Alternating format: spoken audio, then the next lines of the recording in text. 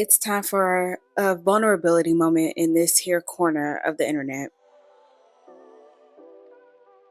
When I got laid off at 38, I was afraid, like genuinely scared. Not the, oh no, what's next kind of scared, like the kind where you're lying awake in bed at 2 o'clock in the morning, doing math in your head, and none of the numbers add up. And the thing that had me scared the most wasn't losing my job. It was a thought that I might have waited too long to become the thing that I actually wanted to be. Because here's the truth. I'd been doing product marketing work for years. Go to market strategy, messaging, positioning, sales enablement, all of it. But my title never said product marketer. And when I got laid off and tried to pivot into those roles, like the market didn't care what I'd actually been doing. It cared about what my resume said. And my resume was telling the wrong story. So today I'm going to talk about what it actually felt like to change careers or pivot in my late 30s, what scared me the most, and the specific moment that things finally changed. Because if you're sitting on a pivot right now, friend, and fear is what's stopping you from making that change, this video is for you. So real quick, for anybody that's new here, I've spent over 5 years in ed tech as a generalist marketer. And when the layoff came, they called it a reorg. They said there was redundancy in the department, that too many people were doing the same kind of work. We had consumer marketers, engagement marketers, solution marketers, product marketers, all doing some version of the same kind of thing. So they cut the consumer marketing side of the org completely. And just like that, your girl was out. I was 38 at the time. I have a family. Bills weren't going anywhere. And I had a severance package that I felt was pretty generous until I realized this job market is not the one from 2015. And like everybody else that gets laid off, I started applying immediately. I applied to product marketing roles, content marketing, brand marketing, literally anything with marketing in the title. And I sent out over 100 applications in those first couple of months, and I only landed 2 interviews. That's it.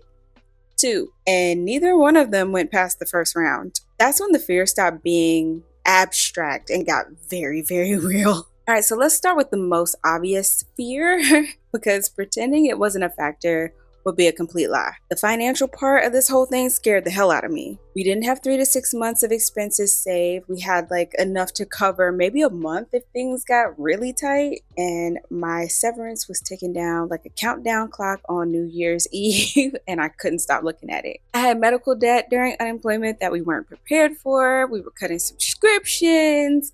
I was doing my own nails and hair at home. Like we were budgeting in a way we've never done before. And I kept thinking, if this pivot doesn't work out, then what are we gonna do? That pressure changes how you think. Like you stop dreaming about the right role and start thinking about the next role. Any role, really. Just something. And that desperation is exactly the kind of thing that makes you apply to over 100 jobs with a resume that isn't saying anything clearly, which is exactly what I was doing. But here's the fear that actually kept me up at night more than the money. I was terrified that nobody was going to take me seriously as a product marketer, because there's a difference between knowing you can actually do the work and believing the market will see that you can do that work. I knew my skills, my cross-functional collaboration, go-to-market strategy, messaging. I had been doing all that, but my title never said product marketer. And I kept thinking, like, what if I update my resume and a recruiter looks at it and thinks, this girl don't know what she's doing? What if they can see like right through all of the work that I've ever done? And look, like this wasn't an identity crisis. I knew I was good at what I did. My fear wasn't, am I qualified? My fear was, will my resume make it past this AI system long enough for a human to even find it and read it? That's a very specific and very real fear. And it's actually one that a lot of people don't talk about because it sounds like imposter syndrome. But it's actually more tactical than that. It's the gap between your actual experience and how the market is able to read your experience. So here's what actually changed it all for me. I had a conversation with a former colleague who knew my work and knew it pretty well. I reached out to her because I was frustrated, and I said, nothing's working. I'm not getting any interviews. Like, what am I doing wrong? So I sent her my resume and she took a look at it and said, girl, why aren't you applying to product marketing roles? And I told her straight up that I am. But she said that my resume wasn't telling that story.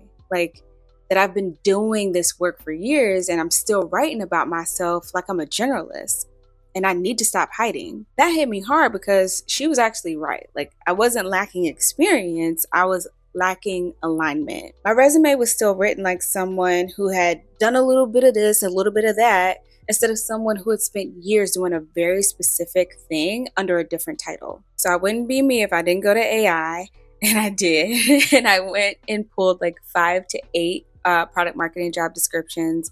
I dropped them into ChatGPT and asked it to pull the top 15 to 20 keywords. Then I asked it to compare my resume against those job descriptions and give me a score or a match score on a scale of 1 to 100.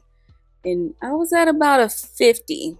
Okay, so like half of where I actually needed to be. So I had ChatGPT weave those keywords into my resume naturally, of course. And also, while I was bored, unemployed, just kidding, I got my marketing AI certification. I also networked my behind off, like my life depended on it, which it did. And I started talking to actual product marketers at companies I was interested in, and not just applying to like the abyss. And that's when things finally started moving for me. So here's what I've learned and what I want you to take away from this video. Number one is you might not be starting over. Like, you might just be reintroducing yourself with better and more aligned language. There's a big difference, right? Like, I wasn't rebuilding my career from scratch. I was actually translating a career that already existed into terms that the market could actually understand. Number two is fear gets so loud when money and identity are both under pressure at the same time. If you're in that season right now, that's completely normal. Like, that doesn't mean that you're in the wrong direction. It just means that you're in a really hard chapter right now. Number three is that a pivot gets easier when your resume, your story, and your target role actually match each other. If those three things are out of whack, friend, you're going to keep hitting a wall, not because you're unqualified, but because you're unclear. And then the last thing I want you to take away, and this is number 4, being scared doesn't mean you're unqualified. It means that the stakes are high and they're real. That's actually a sign that you care about what you're building. All right, friend, that is all I have for you today. But here's my challenge for you. If you're sitting on a pivot right now